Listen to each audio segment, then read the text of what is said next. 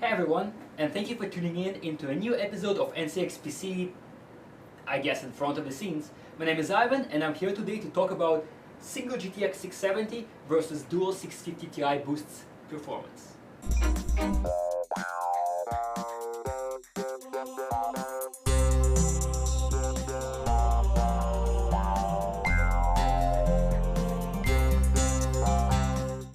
Now, a couple of weeks ago, NCIX had its 17th anniversary, and to commemorate that fact, we have released a limited edition system, the Akimbo.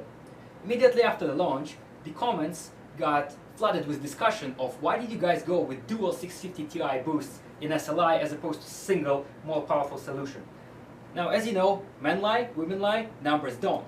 So we decided to give you guys some hard data about how the two approaches stack against each other. So what makes an SLI system? There's actually three components. You need a well-ventilated case, you need an SLI compliant motherboard, and you need an adequate power supply. In this case, pun intended, we took a Fractal Design Archimedes R2, rotated its drive cage 90 degrees, removed the drive caddy so that the front intake fan delivers the airflow directly to the graphics card's area.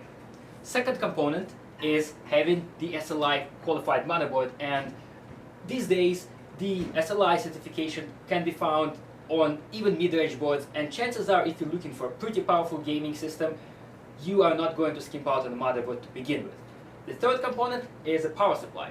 In this case, we have used Fractal Design's Integra Series 650 watt power supply, and it was found more than adequate for all of our needs, even when the system was overclocked, and we will have some power consumption numbers for you guys later on.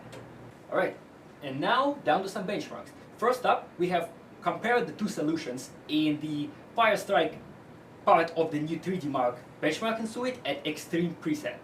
And the results are as follows. The 650 Ti boost have yielded 2638 score, as opposed to a single 670 scoring 2625. So in this case, the results are pretty much identical. Next up, we have the new Valley benchmark by Unigine. Actually, one of my favorite parts about this benchmark is the background music, so sometimes Brian and I would turn it on to run on one of the machines in the office just so we can have our gigahertz serenaded all properly. Anyway, so the results that we got is the SLI 650 Ti boosts provided the average score of 48 FPS with a minimum of 25.4, whereas a single 670 came in with 38.3 average and 20.7 minimum. Next up, we have Crysis 3. What we did is we maxed out in-game quality settings to ultra, 1080p resolution, and we did not use anti-aliasing. Then we played to the opening part of the game up to the point where you get the bow. That kills rhinos. No rhinos were hurt during making of this movie. Now, the results we got were pretty interesting. The SLI setup has provided 52 FPS average and 40 minimum, whereas a single 670 came in with 39 average and 26 minimum. That's a pretty significant difference, even more so than in the Unigine Valley benchmark. Now, finally, we have the new Tomb Raider. What we did is we maxed out the in-game quality, set the resolution to 1080p, and enabled the Tress effects, hair effects. And then we played through the early part of the game in which you actually get to fight against a pack of wolves. And I'm pretty sure that Lara Croft wished that she had the Crysis bow during that sequence. Now, the results we got were as follows. The SLI setup has provided 58 average FPS and 37 minimum, as opposed to a single 670 which came in with 42 average and 27 minimum. Keep in mind that we actually have reran the benchmark 3 times in each case just to make sure that results are repeatable, and that keeps on happening time and time again.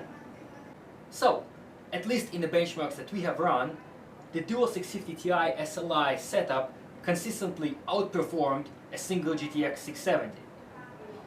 So the question is, how come everybody is not running dual lower-end cards? Well, there's actually 3 downsides to running a twin graphics card setup. Now, first up, we have the increased power consumption. Dual 650 Ti boosts ended up consuming 360 watts, whereas a single GTX 670 only pulled in 270. That means almost 100-watt delta in power consumption. And that also resulted in proportional increase of heat emission from the system altogether. Now, second thing is software compatibility. You see, SLI, just like any kind of multiple card solution, requires existence of an updated profile in the driver as well as compatibility from the game itself. And in some games, especially the older ones, dual cards don't work at all. Now finally, we have something known as micro-stuttering. Basically what happens is your FPS is rather high, but the image on the screen is a little bit jittery, and that reduces the enjoyment from the gameplay. So there you have it, guys. Dual 650 Ti boosts in SLI ended up providing the same or higher performance at the expense of higher power consumption, potential incompatibility with some of the games, as well as occasional micro-stuttering. But there's also a very important part to remember that if you have a dual graphics card system, next time you're doing the awkward guns, you can do this. Don't forget to subscribe for more awesome videos in SLI and stuff.